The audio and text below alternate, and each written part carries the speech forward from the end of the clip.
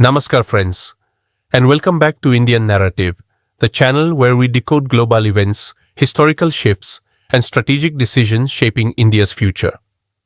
Today, we're exploring a fascinating geopolitical story. Why did India leave the Ayni Airbase in Tajikistan? Once seen as India's only overseas military base, a sign of rising power projection, Ayni represented ambition and strategic depth. Yet after 2 decades, India quietly withdrew. To understand why, we must revisit the collapse of the Soviet Union, the US invasion of Afghanistan, Tajikistan's security alliances, and the growing influence of China and Russia in Central Asia.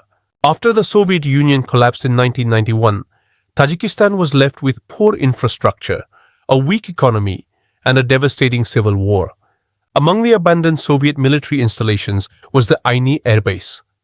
Tajikistan also became a member of the Collective Security Treaty Organization, CSTO, a Russia-dominated military bloc that effectively limits foreign militaries from operating freely in Central Asia without Moscow's approval. This institutional alignment became extremely important years later when India sought to maintain its presence. India entered the picture around 2002 during the peak of the US-led war in Afghanistan. Concerned about terrorism, Pakistan's role in Afghanistan, and the re-emergence of the Taliban, India saw Tajikistan as a strategic opportunity. Under a bilateral agreement, India invested $100 million to rebuild and modernize Ayni, extending the runway, constructing hangars, upgrading communications, and making the base capable of hosting fighters and heavy aircraft. It became a symbol of India's expanding strategic reach. But the geopolitical environment did not remain the same. One major factor behind India's exit was the growing influence of China, which dramatically changed the balance of power in Tajikistan. Over the past decade, China has become Tajikistan's largest creditor, investor, and infrastructure provider. Tajikistan owes Beijing billions of dollars, and this financial dependency has given China enormous political leverage. Through debt restructuring, investment promises, and quiet diplomatic pressure, China steadily increased its influence over Tajikistan's domestic and security policies. Beijing's approach was subtle but effective. China framed India's long-term military presence in Tajikistan as a destabilizing factor and consistently signaled that the region should not host foreign militaries outside the CSTO-SCO, Shanghai Cooperation Organization framework, both dominated by Russia and China. Tajikistan, heavily dependent on Chinese loans, trade, and security cooperation, found itself increasingly aligned with Beijing's preferences. There were also territorial negotiations. Tajikistan, under financial pressure, ceded around 100 square kilometers of land to China in the early 2010s to settle border disputes. This episode demonstrated how deeply Beijing could influence Dushanbe's sovereign decisions. As China expanded economic control, invested in Tajik infrastructure, and even established security outposts near the Afghan border, Tajikistan grew more sensitive to any foreign military presence not backed by Beijing or Moscow.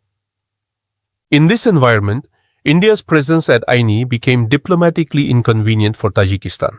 This pressure intensified further after the Taliban returned to power in Afghanistan in 2021. India's influence in Kabul collapsed.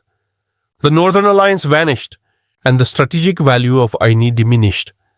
At the same time, China projected itself as a key stabilizer in the Afghan-Tajik border region.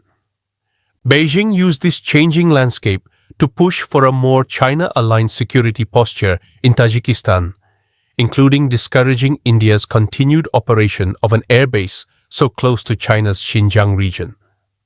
Thus, when the India-Tajikistan agreement expired in 2022, the government in Dushanbe did not renew it. The combination of CSTO rules, Russian preferences, and China's economic and political pressure made it impossible for Tajikistan to extend India's lease. India conducted a phased withdrawal through 2022 to 23. There was also the matter of cost versus benefit.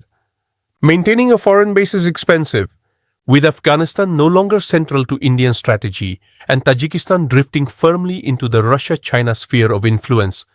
India concluded that Ayni no longer aligned with its evolving national objectives.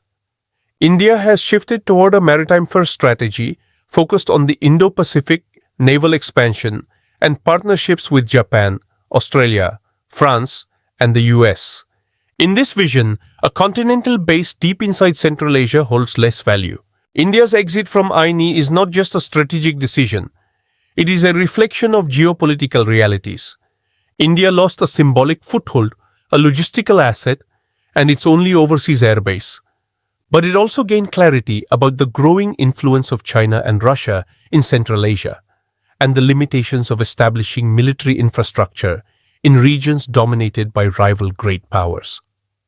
The Ayni story is a lesson in how economic leverage, debt diplomacy, and security alliances can shape the military posture of smaller nations. In conclusion, India didn't lose Ayni because of weakness. It lost it because the region transformed.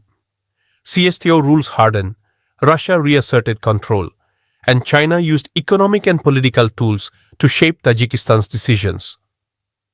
Ayni represents a bold chapter in India's strategic history, but also a reminder that geopolitics is fluid, competitive, and often determined by invisible pressures behind the scenes.